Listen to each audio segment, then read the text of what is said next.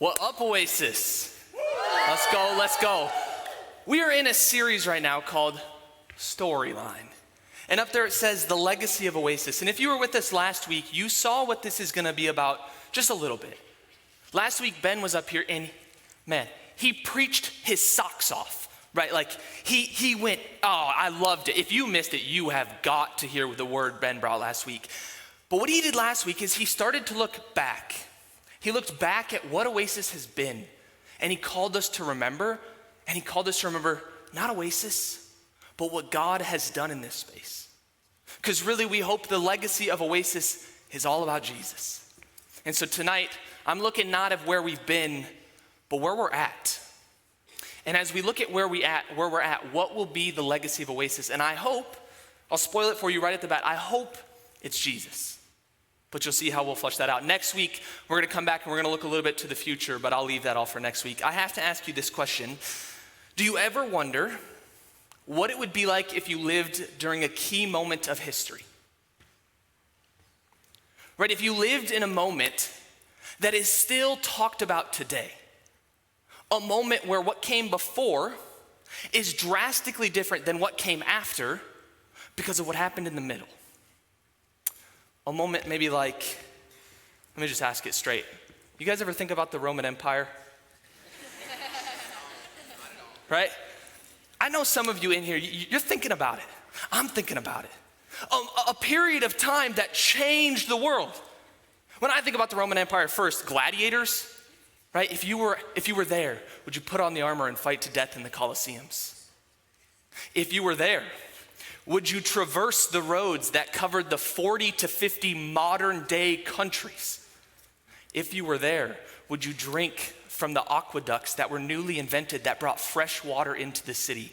I mean, who doesn't think about this stuff? The Roman Empire was incredible. That prior to it, the world looked one way. The Roman Empire happened in the middle, and afterwards, completely different. What would you do if you lived during a key moment in history? I ask you this question because today, tonight, right here, we are in a key moment of history. A moment I believe that what will come after will look drastically different than what came before. And we're in the middle. And I ask you, what are we gonna do? For some of you, you've maybe heard about some of the rumblings that have been happening in the Christian church. Language can be very difficult, but I'll fill you in even if you haven't heard of it. Some people are calling it a Christian revival. They're saying a revival is happening right now. And I don't know exactly what to call it. I think time will tell, but I do know this. God is doing something right now. He is doing something right now. He is moving mightily right now, in our nation, in our midst, in our day. God is doing something right now. And it blows me away because he's doing it in the midst of a culture that feels drastically apart from him. In a time where it makes no sense for God to show up and to sweep across our nation, God is doing something right now. He's doing it right here. What fascinates me is not only that God is doing something, but what fascinates me is that this movement started and is being carried by young people. People like us, college students and young adults, who this movement has started with and is continuing to be carried by them. That's what fascinates me, is because it's people like us who are at the forefront of what God is doing across the nation. Some say it started in Kentucky at a school called Asbury University. It was at this school where students showed up for a regular chapel service. A chapel service just like any other mandatory time they'd had to show up. But it was not any other day. What happened was they showed up to that place and God sparked something. And for 16 days, there was nonstop prayer, worship, and fasting. Tens of thousands of people came to Asbury University. Some estimate upwards of 200,000 people came to Asbury University because they wanted to experience what God was doing there. But it didn't stop there. It spread from that place. And in a matter of months, 35 different colleges and universities had similar experiences to Asbury. Had similar experiences where there was nonstop prayer, worship, and fasting, places where the presence of God felt real, palpable, where the Spirit's power was tangible. It didn't stop there. Story after story after story have come out in the news. But that's not even covering what's not making headlines. There's some things that are making headlines, but some is straight up just not making headlines. Think of every place in the last 9 months where God has been active and moving. Think of right here, in this room, in this space. Oasis, we had a kickoff not too long ago where 900 people showed up. Yeah, that's incredible, but this room holds 850. We were throwing chairs in every nook and cranny. You saw the panic on my face, right? 900 people showed up. Yeah. But here's the thing. 900 people didn't come for a free hot dog. 900 people didn't show up because we put a band in the parking lot and 9 Square was happening. Most of you didn't show up for that reason alone. What I think is there is a real, true, actual hunger in a generation of people who want something real. That most people showed up because they are looking for something that's actually real in life. They want to know who they are. They want to know who God is. They want to know why those two things connect, and they want to know it now. And numbers are a really easy thing to throw out there to you. But I could stop, and for the next 20-something minutes, I could tell you story after story after story in the last 5 weeks of what God is doing in our midst. Real people, real names, real stories of life change, of God who is alive, moving in our midst. Something is happening right here, right now. God is up to something. This kind of stuff doesn't just happen every day. I was once a student in your chairs. There was not a hunger like this 7-8 years ago. I showed up and God did stuff while in my time here, but it's nothing like what we're seeing right now. We haven't seen anything like this in America in almost 50 years. God is doing something, and so I bring you back to our question. What would you do if you lived during a key moment in history? If the after looked radically different than the before, what do you do in the middle? This is our question I want to continue to invite you in tonight, because in the middle, God's doing something, and I don't know about you, but I want to be a part of it. I want to look back on history, and I want to say we as a ministry faithfully followed God as he moved in power across the people of our nation. I want to take a step back for a second and recognize the moment that's in front of us so that we could launch into it in God's power by his Spirit. So tonight I invite you to come with me. And to do that, we're going to open up Matthew 9. And in this chapter, we're going to see 3 things. The first one is Jesus' heart. The second one is Jesus' observations. And the third one is Jesus' instructions. But before we get to any of that, let me pray. Father, thank you tonight for your Spirit which is here in this place. Thank you for your word which will teach us. I pray that you would guide us through your word by your Spirit, that we would glorify you and live for you. It's in Jesus' name we pray. Amen. Matthew 9, starting in verse 36, reading through verse 38. It says, when Jesus saw the crowds, he had compassion on them, for they were harassed and helpless, like sheep without a shepherd. Then he said to his disciples, the harvest is plentiful, but the workers are few.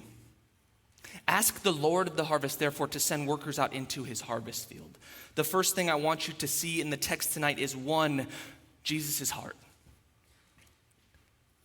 If you leave tonight with one thing, if you remember one thing from this message tonight, remember this: Jesus' heart. I need you to see the heart of our Messiah. It looks like this. It says, when Jesus saw the crowds, he had compassion on them. Now, compassion is a difficult word. I wrestled with this week. What does compassion really mean? And so I looked it up, and in the original Greek, compassion actually talks about a feeling you get, and I'm not kidding you, it says in your bowels. And I was like, Spirit of God, please tell me that did not say bowels. But this is what this Greek word meant. That compassion, when Jesus comes around that bend and he sees this group of people, it says he is moved in his bowels. Crazy. Like, I would never thought I would be preaching on Jesus' bowels, but here it is in the text, I promise. But what that really means is the bowels symbolically represented the deepest part of a person. That absolutely core to who you are. It couldn't get any deeper. It couldn't be any more gut-wrenching. This is the emotion described of Jesus. That as he rounds this corner and he sees this huge group of people, it says he has compassion on them, which is he is moved in the deepest part of who he is. Compassion describes love from the deepest part of you. Compassion isn't surface level sympathy. Jesus doesn't just round the bend, see these people, and it's like, oof, poor strangers. Oof, they look kind of rough. Right? I hope they're having a good day. This isn't surface level from Jesus. What's really happening is Jesus saw these people, and deep in his heart, there was emotion for their situation, which off the bat, feels pretty Jesus-like. I don't know if you're familiar with this whole Jesus guy, but loving, kind, and compassionate, it's like, duh, Jesus. It feels like one of those things where it says Jesus was compassionate, we just brush it off. Jesus is always compassionate. What's the big deal? But when we do that, we jump over a passage of text that reveals what Jesus' life looked like. Matthew 9, when you reel it back, is a synopsis of a day that Jesus endured. Not just any random day, but maybe a pattern of his life. And I think when we understand the whole context of Matthew 9, it will open up just how wild Jesus' compassion is. It started like this. At 8 a.m., Jesus has brought a paralyzed man. If you're familiar with the story, it essentially goes like this. There are these friends who come to Jesus and they drop their paralyzed friend at his feet. What did you do at 8 a.m.? Jesus is just waking up. He's probably got the crust in his eyes still, right? A little groggy, probably hasn't had his morning brew, right? He's getting into the day, and these friends plop their friend who can't walk right at his feet. Jesus heals him. Again, I ask, what'd you do at 8 a.m. today? Then he goes on at about 10 a.m. Jesus is continuing along with his day, and he runs into this guy named Matthew. Ever heard of him? Reading his book. But before Matthew was an author in the Bible, he was a sinful tax collector. Yet Jesus stumbles upon him and he invites him to follow him. This sinful man who would have been stealing from the people of Israel, Jesus says, come, follow me. About noon, Jesus and Matthew throw this delightful dinner party. Right? I can't even imagine how nice the spread was at this thing. And they invite all of Matthew's pals, but there's a problem here. That Matthew was kind of a scummy guy. And so he surrounded himself with a bunch of scummy dudes. And so Jesus is sitting at this table eating lunch with a bunch of sinners. And so about 12:30, Jesus is enjoying his lunch when the Pharisees show up and they start throwing verbal haymakers at Jesus. He's catching stray shots left and right. Jesus is just munching on his Sammy when these guys come and they kick down the door and they just like, Jesus, we don't like you. Not only that, they don't like him because he's eating with sinners, but they start to critique his fasting policy. They're digging apart and taking apart his policies on different things. Left and right, these guys are coming for Jesus. He gets out of that situation, and about 2 p.m., Jesus is interrupted by a man whose daughter just died. He's left this kind of crazy lunch. He's on his way, and this guy approaches him. His name's Jairus. He falls at his feet. And he declares, my daughter is dead, you are my only hope. In the midst of that, Jesus decides to follow this guy, but it's like 2:15, he's just on the way when another person comes. And it's a woman struggling with a very, very severe illness. And she touches his cloak and distracts Jesus away from his purpose. And in those moments, Jesus heals her. Not just that, after he heals her, he gets back to the regular scheduled program, and about 2:30, he heals this daughter. 4 o'clock, kind of that armpit slump of the day. I don't know what you feel. I don't love 4 o'clock. It's like that afternoon snoozy time, right? Like 4 o'clock, Jesus is almost to the 5 o'clock finish line, and 2 blind men show up. And for half an hour, they just follow him around. Everywhere Jesus went, these guys are attached to his hip, these 2 blind men, and eventually he heals them, and finally it's 5 p.m., it's closing time. Jesus feels like he can clock out and go to bed, and as he's trying to wrap up his day, a demon-possessed man comes to him. You heard that right. A demon-possessed man shows up. Jesus has this interaction with him when, with his last ounce of energy, Jesus casts out this demon, empowering the man to speak again. All the while, those lame Pharisees are still around the corner, nitpicking his every move. What a day. What a day. I can imagine Jesus on his way home, just hoping to get to the couch so he can hit a couple episodes of The Chosen. And as he's on his way, he rounds the corner. He's almost home. It's about 6 o'clock because he's had all these delays. And when he turns the corner, blocks away from his house, what does he see? More people with more needs. I mean, he can't catch a break. Dude's been on the grind all day, and here he is just trying to chill, and a whole bunch of more need gets dumped on him. In the midst of that, how does Jesus respond? How does he respond? His heart is filled with compassion. In the depths of his heart, Jesus cared for these people. Do you see how wild that is? Jesus just had the most draining of days, and yet his heart is still moved by those he saw. Jesus has had more demanded of him in a day than I ever will in a lifetime. An 8 to 5 that is chock full. He's done 6 life-altering miracles. Paralyzed to walking, blind to seeing, sick to heal, dead to alive. He turns the corner, he loves people. At every nook and cranny, he has to defend himself against critics and enemies, but that doesn't faze him. He loves people. And I'm telling you, we gotta have that. The first thing I need us to see is I need us to see Jesus' hearts, his heart, so that our hearts will be filled with compassion. I need you to see Jesus' heart, and I need you to get envious of the love that he has for the people he encounters, because we need that. We need to love people like Jesus did. Right now, right here, in the middle. That if we want to do what God is calling us to do, and if we want to go where God is calling us to go, it starts in our hearts. Jesus had compassion in the midst of an epic, crazy day. If we want to go where God is going, it doesn't start out there. It doesn't start with your effort or your actions. If we want to go where God is calling us to go, it starts in our hearts. That's the first one I need you to see. Earlier, I talked about the Asbury revival, and it happened this last February. It was that one with some 200,000 people who showed up. And if you were to go back to that moment, or you can find it on YouTube, do you know what the sermon was that was preached at the first chapel, the now famous chapel that launched the Asbury revival? Do you know what the sermon was about? Love.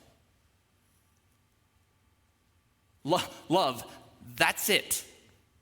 The speaker showed up and he opened up Romans 12, and his first lines from the word were, love must be sincere.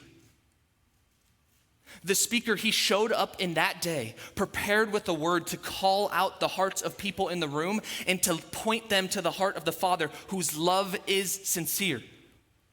People heard that message and they ran with it. And the Spirit picked that up and he ran with it. And he hasn't stopped running with it. Revival, the move of God, it starts in our hearts. I question and I ask this, do we love people like Jesus did? When you step into the places God has sent you, is your heart full of compassion? And I get it. I get it. You show up to work and Kathy's there. Oh my gosh. And Kathy is hard to love. Right? Because she's always late. And she's so annoying. And she never knows what to do. And her work is shoddy. Right? And it's over and over and over and over again that Kathy just can't get it right. And all of a sudden you feel like you have to work twice as hard to make up for her. Do you love her? Or you show up to class and it's 8 a.m. and you're sitting at stats, you're just thanking God that you made it. And all of a sudden, Kevin asks his 103rd question at 8:05 and every single one of them has been dumb. Or is that too real? And you're sitting there and you're like, Kevin, shut up, right? Like, I'm just trying to make it through the next 47 minutes of this class and get up out of here. But that hand shoots up in the air. I ask you, do you love Kevin? You go back to your home after this, and maybe you got some roommates, and it started off great. The first 2-3 weeks, it was like living with your best friend. Now we're 6-7 weeks in, and you're like, oh my gosh, I don't know how I ever saw anything in you. Right? Because they're rude, and they're messy, and they're a lousy roommate, and they don't respect you, and they're loud. And every single time they are in your presence, it's just like, Do you love them? Do you love them? When that happens, which it will, maybe it's not Kevin or Kathy, but for you, when that happens, I want you to look back at what Jesus endured. Hebrews 12 says it like this. It says, consider him who endured such opposition from sinners, so that you will not grow weary or lose heart. Jesus was ridiculed, critiqued, judged, and looked down on, yet he loved. Jesus was harassed, interrupted, bothered, and busy, yet he loved. Will we love people like Jesus did? Revival starts in our hearts. Even so, Jesus' heart wasn't random. Why do you think he was able to love the people he came across? When he has this crazy day and he rounds the corner and he sees yet more need, why is Jesus able to love? Did he all of a sudden snap his fingers and it was just like magic pixie dust from heaven and love filled his heart? Was it he all of a sudden tried harder or focused more or gave more effort? Why was Jesus able to feel love when faced with need? It's because of this. Jesus' heart was a result of what he observed in those he encountered. Jesus' observations helped him to love. Turn back to Matthew 9, I'll let you see it. When Jesus saw the crowds, he had compassion on them, for they were harassed and helpless like sheep without a shepherd. The second thing I need us to see in the text is Jesus' observations. Do you see the imagery Jesus is using? He's talking about sheep and shepherds. And in the last 2 years at Oasis, I have talked more about sheep and shepherds than I ever expected to in my life. If you could see my search history over the last 2 years, the amount of times I had to Google a stat about sheep, you'd be shocked, right? When the blue peg comes, I'm ready. You guys don't know the blue peg, the FFA people? Anyways, some of you are like, that's insulting. Sorry, I apologize, Lord, forgive me. But in that, right, like I know way too much about sheep because Jesus talked about sheep constantly. He wanted us to know that he is the good shepherd, that he provides for us, cares for us, protects us, leads us. He's in control. But flip that for a second. What happens to the people who don't follow Jesus? What happens to those who don't know him and who don't call him their shepherd? If they don't choose to follow him, then Jesus is not their shepherd. So what happens to those people? Jesus tells us, he says they are harassed and helpless. This is their present reality. We have to understand that the enemy is against humanity. He wants to steal, kill, and destroy every good thing.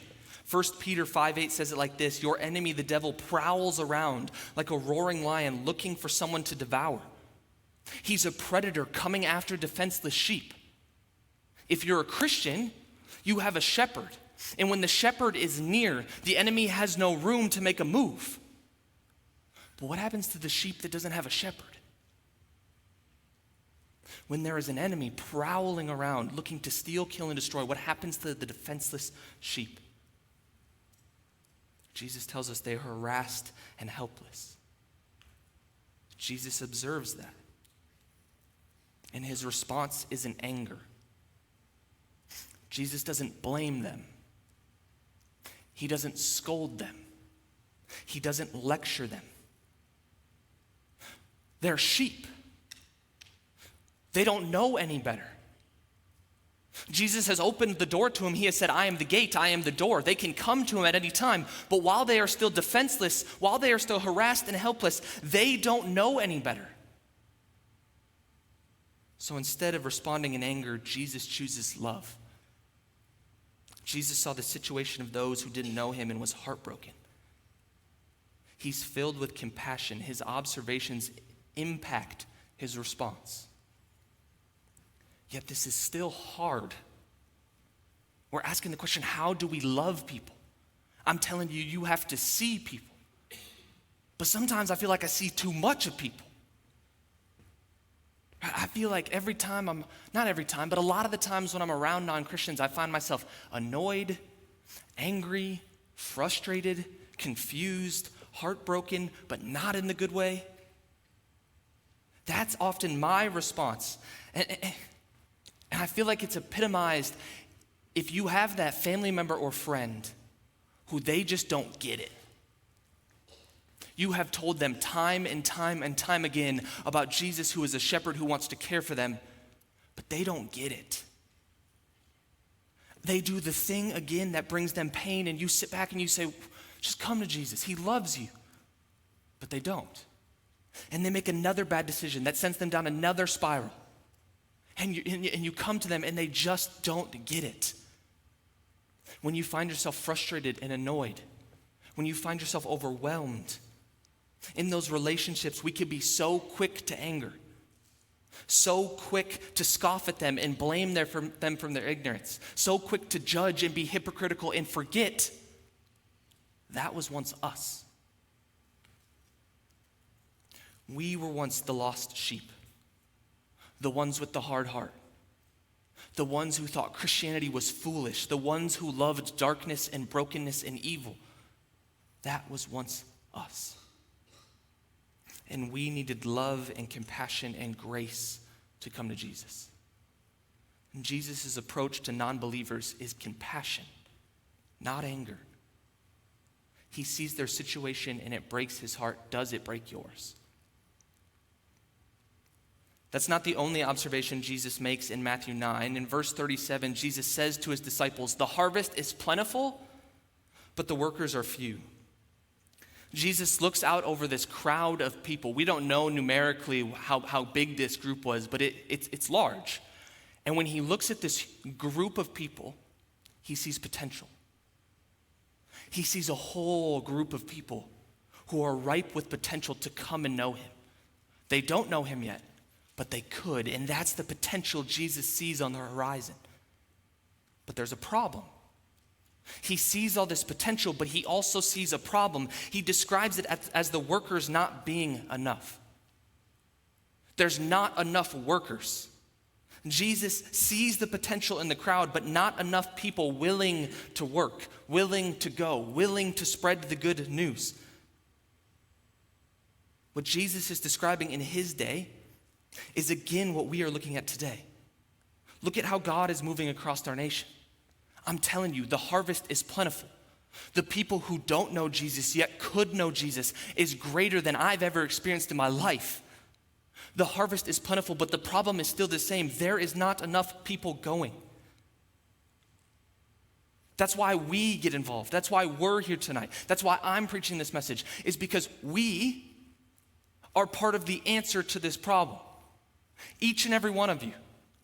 Regardless of how much you know, if you know Jesus is Lord, that he was raised from the dead, that he is the Son of God, you know enough to be sent on mission by God to do his work. We are part of the solution. but yet still not enough people are going. I'm dreaming about what could be, but eventually this season will come to an end. God's moving powerfully right now, but every season comes to an end. And when it does, I want us to be able to answer the question faithfully, what did we do in the middle? Which leads me to the third thing I want us to see in Matthew 9, and that is Jesus' instruction.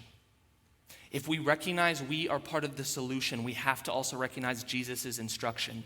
It happens in Matthew 9, verse 37 and 38. He says to his disciples, "The harvest is plentiful, but the workers are few. Ask the Lord of the harvest, therefore to send out workers into his harvest field." Now, the disciples were Jesus' protégés. These were the ones who would carry the movement forward when Jesus ascended to heaven. Yet that hasn't happened yet. So right now, Jesus is training them up. We get a behind-the-scenes look of Jesus in the locker room coaching up the boys. This is his pre-game speech before the potential happens. He's telling them, if you want to be my disciple, here it is. He says, go.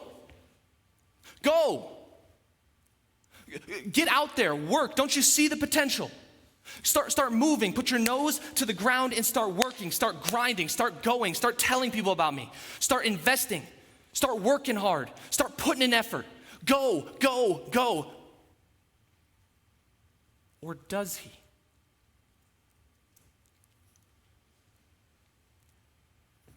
Wait, no, Jesus doesn't say any of that. What he actually said was ask the Lord of the harvest. And that shook me. Because I got that Midwestern in me too. When there's a problem, and on the other side of that problem there's potential, man, we better start working. We better start grinding. We better put in longer hours and more effort. And I, just like you, hear a message like this that Jesus is delivering, and I am ready to run out there and reach people. But when the potential sits right in front of them, Jesus doesn't send them, he slows them down.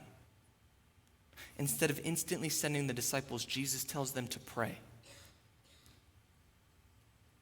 Why is that?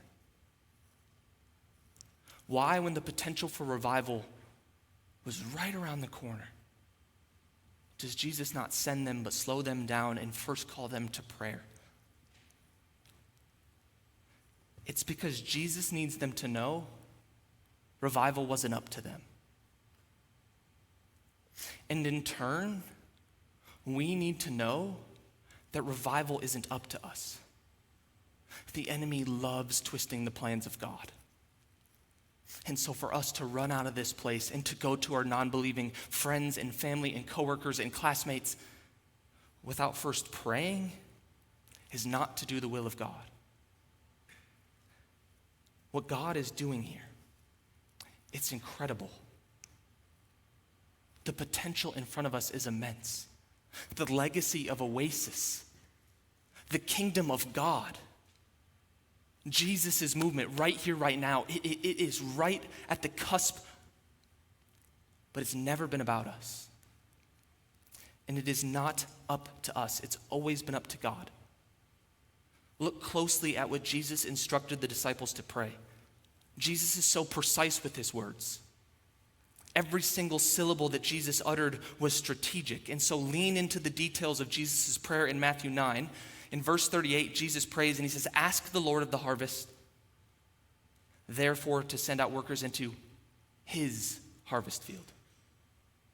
Ask the Lord of the harvest to send out workers into his harvest field. Revival's never been about us. It's about God, who is Lord of the harvest. Lordship is a term used to ascribe authority and rule. Do you understand that Jesus or God is Lord of the harvest? That he is authority and ruler over all people, not just Christians, non-Christians alike. Every single thing he has ever made, he is in control. He is Lord. And so first and foremost, they're his responsibility and he's able. At the same time, we also must see that this is God's harvest. It's his harvest field. It's not ours. It's his. They're his creation. He longs for them. He loves them. If we could just get a sliver of his heart in our heart. But they're his. Psalm 145:9 puts it like this: the Lord's compassion is over all that he has made. You see that word compassion? That deep in who God is, there is love for all that he oversees and creates. In this prayer, Jesus intentionally shifts our focus away from ourselves and back to God, who is in control and created the harvest. Revival is here. It's on the forefront. The potential is insane, but before we leap into action, I want us to pray. And so as the team starts to come up, I'm going to ask Blake, would you put that verse back up there one last time? And in this verse, there is a template for prayer. And what I want you to do is I want you in 30 seconds, that's it, nothing too crazy. I want all of us in this room to join in a moment of individual prayer. That you, in your seat, would pray something like this. That for 30 seconds you would pray and ask God to move and to speak and to send his people, because that's what Jesus first instructed us to do. So I'm going to give you 30 seconds to pray this template prayer.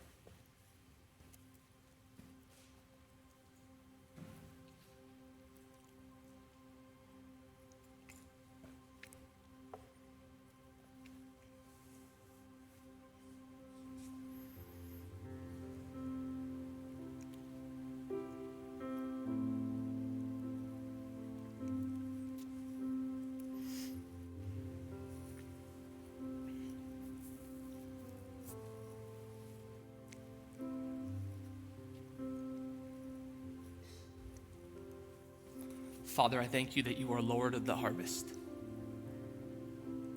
and that you love and care for and control all things. And so would you send your people out into the harvest field to do the work of that one who sent them. In Jesus' name, amen. And as I was prepping this week, I thought that would be an amazing place to close, right? Joining together as the body of Oasis to pray to God that he would send people out. However, prayer is not the finished work of Christians. Prayer is the start. It is where Jesus has called us to start, but it is not the end. If you have a Bible, flip one page for me. Just one page, past Matthew 9 to Matthew 10, and check out the heading. Right after Jesus prays, this is what happens. It says, Jesus sends out the 12. Matthew 9 was this incredible day of Jesus doing amazing ministry. The disciples got to sit there and witness it, and they're rearing and ready to go, but Jesus slows them down for a second, and he reminds them of his heart, and he connects them back to the Father's heart, and he teaches them what it means to love, and through that, they pray. And right after that, Jesus sends them. Our work starts with prayer, but continues with sending. We ask God to send workers out, and in turn, he sends us. And so I encourage you, keep praying. Keep praying that prayer. Write it on your whiteboard, on your phone, wherever you might see it. Put it in your car. Pray that prayer. Lord, would you send your workers out? But then don't stop there. Keep going. Be the sent ones. God is up to something huge. If we recognize the moment we are in, what would we do? If what came after was radically different than what came before, and we are right now in the middle, what would we do? My prayer is that we would be a part of starting something here. Right here in Brookings, South Dakota. Right here at Oasis. Right here at Grace Point. Right here at SDCU. Right in your workplace, in your family, in your friend group. Right in your major, with your connections and your influence. That's my prayer, that we would be a part of starting something right here. But my prayer doesn't stop there. My prayer is that it would continue from this place. and we would go into every single place. And we would carry the message of Jesus. And we would tell them about who he is. And we would pray, and we would pray, and we would love just like Jesus has instructed us to love. But we would go, and we would tell people about who he is. And then we would invite them into relationship, and we would be the sent ones. I believe it starts in a moment like this. And I can't even begin to articulate what I hope God does from this moment.